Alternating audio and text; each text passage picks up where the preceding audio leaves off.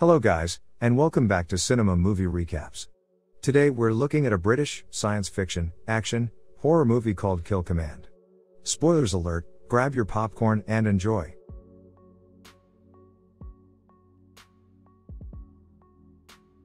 In a technologically advanced future, a cyborg, Catherine Mills, enters a lab and discovers some reprogramming anomaly regarding a warfare AI system located at Harbinger 1 training facility, an undisclosed military training island. She goes there to find out more about what's happening, but before, she meets with Captain Bukes, whom she will further assist and observe. Mills enters an aircraft full of people who are on Captain Bukes' team and starts analyzing each one of them by accessing their personal files from her memory. Goodwin, Hackett, Cutbill, and Loftus. The team doesn't seem to like Mills, but they have to accept her in their training mission. Drifter and Captain Bukes enter the aircraft and it takes off to Harbinger 1. On the flight, the crew members make small talk and joke around, while Mills checks out Captain Bukes' file and sees he has 18 enemy kills. She also notices a more quiet Sergeant Robinson, who works on his gun. Robinson jokes around by pointing his rifle to Mills, who quickly and remotely disarms his weapon. Mills also tells Robinson that she can also fire the gun while he checks the chamber. The crew arrives at a remote island in the middle of nowhere. Before debarking, Captain Bukes briefs the team and Mills discovers she is disconnected from the global network and connects to a local one, meaning there are no ways to communicate with the outside world. When they arrive, the crew enters the Harbinger trainer facility and an AI voice tells them the exercise started. The aircraft leaves and they are left there for 2 days, seemingly alone. They all get out on the other side of the facility inside a forest and start their journey. Cutbill launches a drone and Bukes assigns Robinson as the lead because he has some high-tech lenses that can scan much further. The crew walks through the forest for a while when Bukes decides to split the team for reconnaissance. Drifter and Mills go together and have a little chat. The two see 3 surveillance drones and Mills determines that the drones have been modified to be quantic drones that do not need a human operator.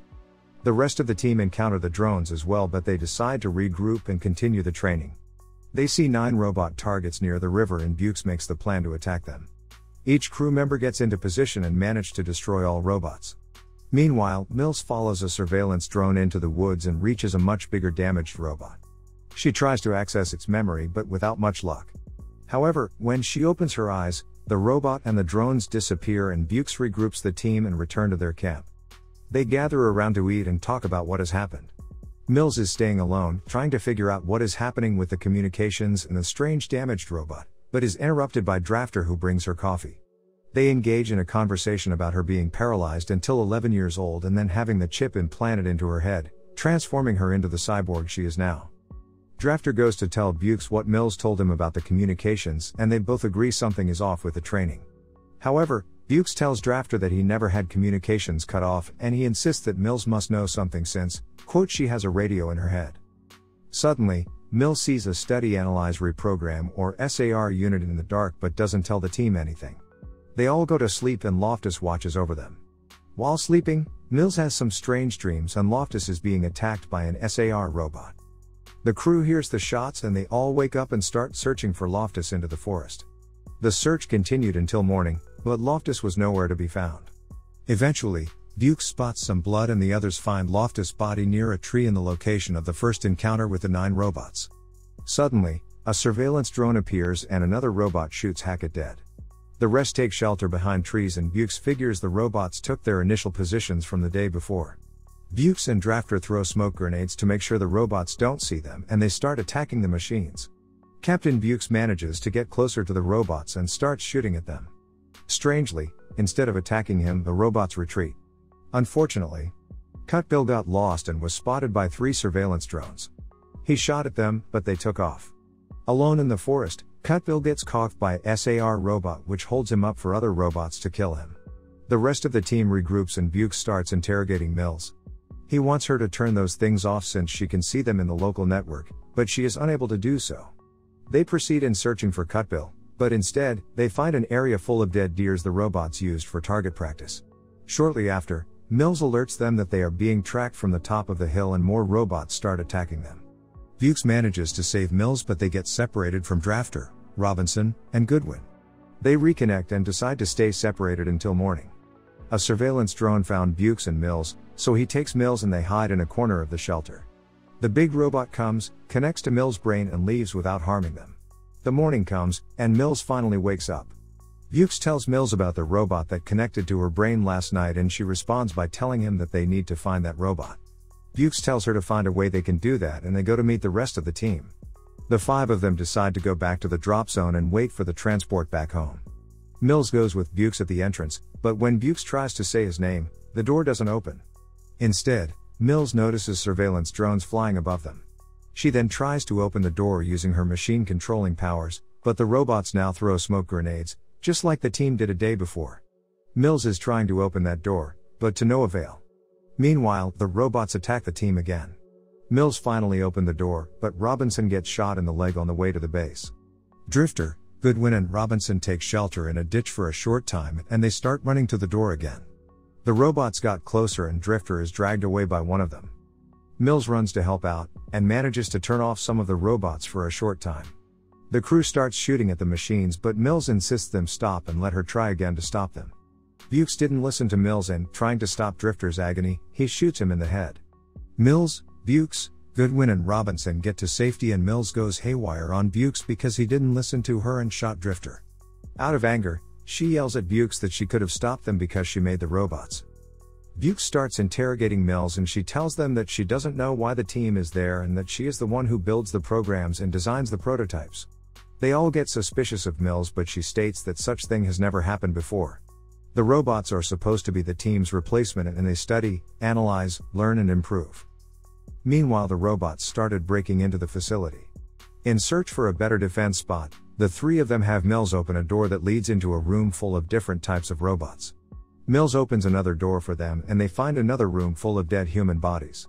Mills tries to regain access to outside world from the main control panel, but without luck.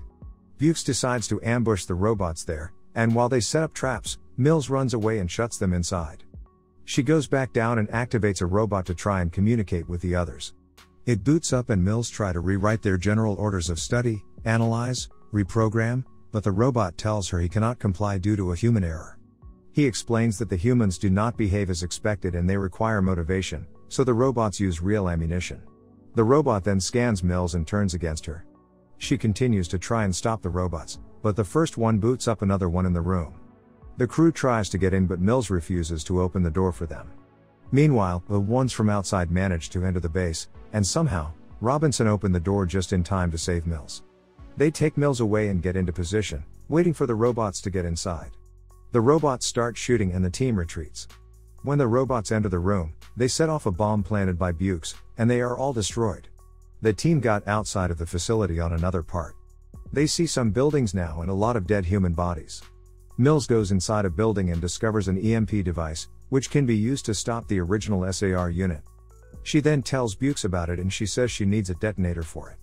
Mills plans to detonate the EMP near the robot's leader, so that all of the other robots stop functioning, but the only problem is that she will be affected as well, so Bukes is a bit reluctant. However, Mills realizes what she has done with the entire projects and is adamant to stop it for good. Morning comes and everything looks calm. Everybody is holding their positions, waiting to intercept possible threats. Mills senses multiple signals coming from the south and announces Robinson. Bukes orders the team to lure the robots in, so Goodwin gets ready to detonate a bomb inside a car. Robinson spots an army of robots coming from the forest and starts shooting at them. The battle begins and the team struggles to keep them back. Goodwin sets the detonator in position and waits for Mills' signals. Mills tells Goodwin to detonate the explosives, and they manage to terminate some of the robots. A robot comes dangerously close to Bukes, but Robinson distracts him and Goodwin detonates another car, saving Bukes. Meanwhile, Goodwin is seen by a surveillance drone and runs to find another safe spot to hide. However, a robot catches him, but Bukes gets there in time to save him, but Goodwin drops the detonator. During this time, Robinson gets hit multiple times by other robots. With all his strength, he gets up and tries to continue the fight. Bukes goes back to retrieve it and sees Mills coming out of her safe spot. She is trying to hold back the robots as much as she can, but she gets shot in the shoulder by another machine. Using her remaining strength, she activates the EMP and manages to kill the robots. Her system shuts down, meaning she lost all her capabilities to connect with the robots. Few seconds after, the robot's leader gets up, revealing the EMP didn't work as expected, and Bukes takes Mills inside a building.